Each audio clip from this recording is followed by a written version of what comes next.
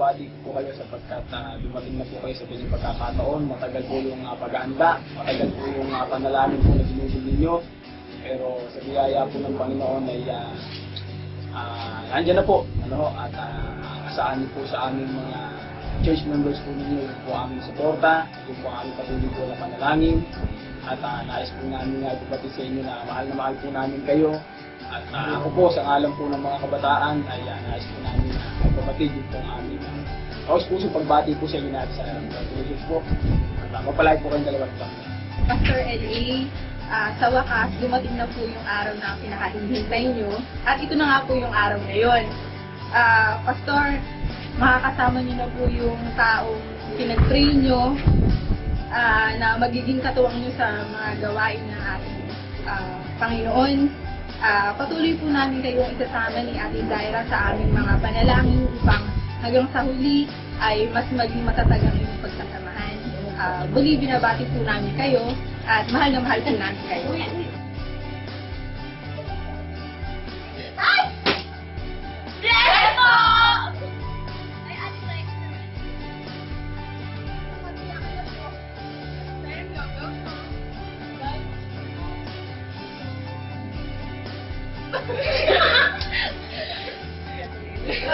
Congratulations, Sir Eric and Sai! That's what left. Binabati ko po kayo ni Ate Sai sa inyong pag-isang dibdib. Nagpapasalamat po ako sa Panginoon at makita niyo na rin yung babaeng pinag-pray niyo ng matagal na makakasama niyo sa ministry sa gawang po ng Panginoon. Nagpapasalamat po ako, Pastor. Binigyan po ikaw ng nakakatuwang sa pag-ministeryo. Ganun din po sa amin na iyong pinaglilikuran, makakasama po namin siya.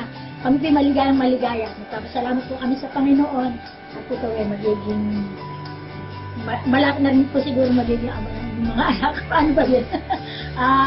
Nagpapasalamat po sa Panginoon. Hindi ko alam kung anong sasabihin ko sa kaligayahan ng aking puso sa pagpasalamat sa Panginoon.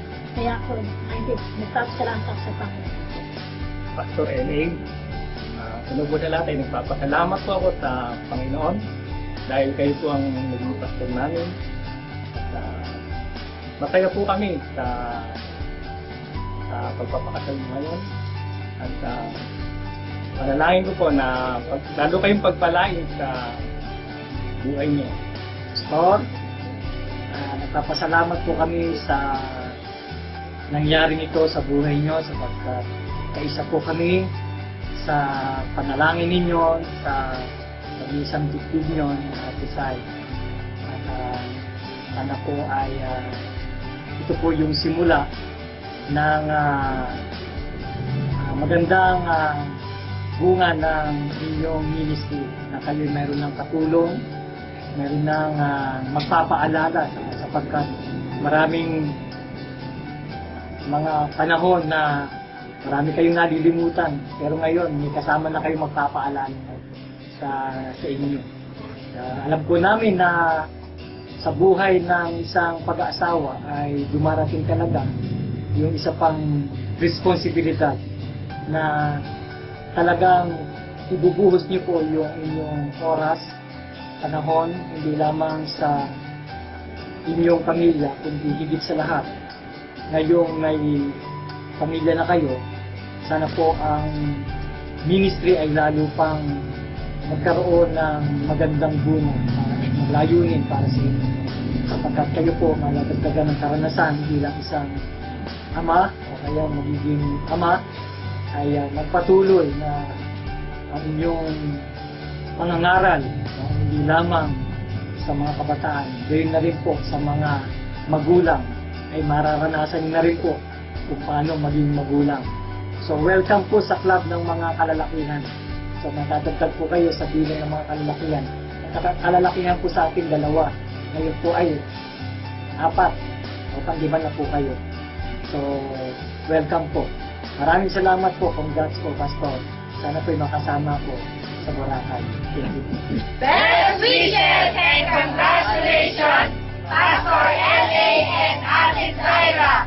We love you from LCBC family. Hi,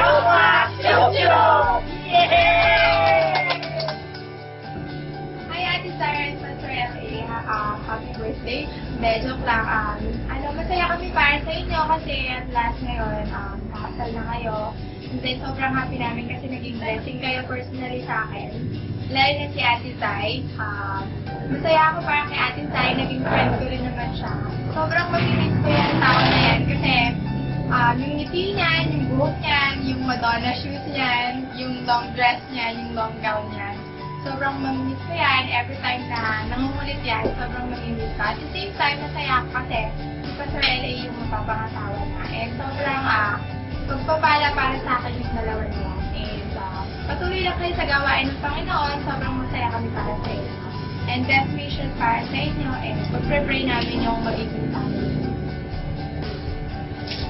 Ate Zay, Pastor L.A., congrats sa inyo sa wedding nyo. Kay Ate Zay, parang nakitang ate kasi yun ang sasabihan dito ng mga secret. So, ayun, malungkot kasi iiwan mo na kami, pero lahat kami masaya kasi, ayun, mayroon na namang bagong pastor's wife. So, idol talaga namin yung love story nyo. Ang Kristiyano talaga para sa Kristiyano. So, ayun, congrats, Pastor Fred, tsaka kay Pastor L.A. Ate Zay, Pastor L.A., congratulations po sa inyong dalawa. Sobrang blessing kayo sa akin, sa buhay ko, kayong dalawa. Yung love story niyo, sobrang nakakatuwa. Talagang, kung iisipin mo nga, sabi mo nga, Ate Zay, dati, parang hindi mo nag-imagine si Pastor L.A. yung magiging husband mo sa ngayon and in the future. Pero, sabi nga na nadadala talaga sa panalangin. Thank you sa mga advices niyo po. Sobrang blessing kayo sa akin. Prayer ko para sa inyo patuloy na maging blessing yung buhay niyo sa bawat mga tao makakakilala sa inyo at yung magiging bagong family niyo maging lalo pang maging blessing sa iba. Ate Zay, happy ready. Salamat po sa mga advice sa Pastor L.A. Happy dito. Salamat po sa mga advice mo. Lalo na natin, Zaira. Salamat sa lagi mo akong sinasabihan na maling ginagawa ko. At pangako pa sa'yo makakahanap ka ang Pastor L.A. sa buhay ko. Congratulations, Ate Zay, Pastor L.A. Best wishes! Baby! Baby! Baby! Teka muna, sisingit na ako na. Makikisama na ako dito sa mga young people na nagpe-pray kung makatulad ninyong dalawa. Pastor L.A., Sister Zaira, happy wedding sa inyong dalawa. Katulad ng sinabi ng mga dalagitang ito na tumitingin at sumusunod sa inyo. Masaya kami para sa inyo dahil naging saksi kami kung paanong ang magandang kalooban ng Diyos nangyayari kapag natututong magantay, mag-pray at sumunod sa kalooban ng Diyos. Maraming blessing kayo sa church sa mga churches natin, maging sa mga young people natin sa pagpapakita ng magandang halimbawa. At ang prayer namin, katulad ng sinabi nito, big. Congratulations sa inyong dalawa. Pagpalain kayo ng Panginoon. God bless you.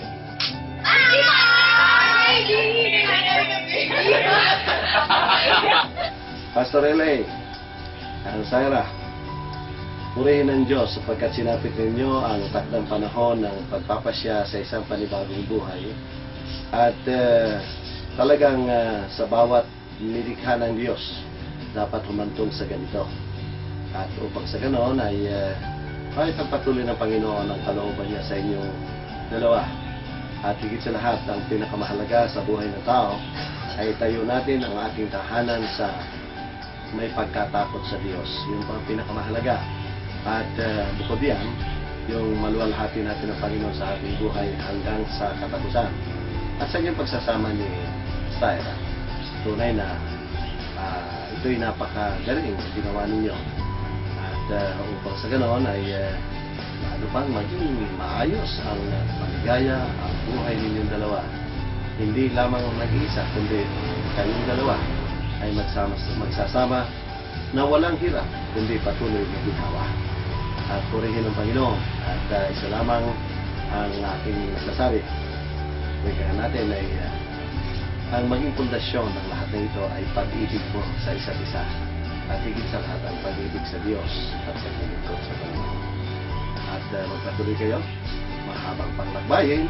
Kaya nga lang mas maganda na kasama natin ang Panginoon Diyos na ibigay natin ang pagsunod, pananampalataya sa Kanya, pagtitiwala sa bawat sandali sa ating buhay. Darating tayo doon sa punto na hindi lamang pantay ang lalakaran natin, kundi mayroong bako-bako, mayroong left and right kung magkanisa na pagbabago ng daan. Ngunit ang lahat ng ito, kung kayong dalawa ay nakaakbay sa isa't isa, hawak kamay, ay pagpapatuloy ang paglalakbay sa paglilingkod sa Panginoon. Walang sawa at walang pagmamaliw na pag-ibig sa Diyos. Ito'y higit na pagpapalain ng Panginoon sapagkat kayo ay nagmamahalan sa pangalan ng ating Panginoon Diyos. Kaya nga, pinakamahalaga sa lahat ay tinatawag nating pag-ibig at respeto, responsibilidad, at tinatawag nating accountability, at hindi lang sa ating sa ating buhay kundi higit sa lahat sa Diyos, accountability sa Diyos, transparency ika nga natin. Kaya may mga pagkakataon minsan may kahinaan ng tao, ngunit ibigay natin sa Panginoon ang lahat ng kahinaang yan. Pabayaan natin ang Diyos ang humawak, hindi tayo ang hahawak, kundi siya ang humawak sa atin, sapagkat pag siya ang humawak sa atin sa biyaya ng Diyos, hindi tayo makakaulad po. Kaya sa paglalakad po natin sa buhay na ito, lagi kayong dalawa ay magkaakbay, magkahawak kamay sa buhay, sa ginhawa, at walang hirap. Oo nga, naniniwala ako na ang sabi nga nila ay hindi ang mga mananampalataya ay maaaring wika nga natin ay sabi nila ay hindi daw nagugutom ang mga mananampalataya. Hindi, nagugutom rin paminsan-minsan ng mga mananampalataya. Kaya nga lamang, kahit na nagugutom, hindi naman pinabayaan ng Diyos. Sabi ng banal na kasulatan, I have never seen the righteous begging bread. Nagugutom paminsan-minsan, pero hindi palagi. Ang maganda dyan, hindi tayo, we are not begging bread to anyone. Sa Diyos lamang po tayo humihingi. Kaya ngayon, sa panahon naman ng kasaganaan, lagi nating tandaan, pasalamatan natin na bigyan ng kaluwalhatian ng Diyos. Sa panahon halimbawa ng pagdarahop o kahirapan, luwalhatiin natin ang Panginoon Diyos, sapagkat yung pang pinakamahalaga sa mahirap o sa kaginhawahan, kasama natin ang Diyos na siyang nagbibigay ng pala sa atin. At yung buhay natin lamang isang pribilehyo na tayo tinawag ng Panginoon, na tayo po ay maglilingkod sa Kanya na may pananampalataya, pagtitiwala, at higit sa lahat pagmamahal sa Diyos hanggang sa katapusan.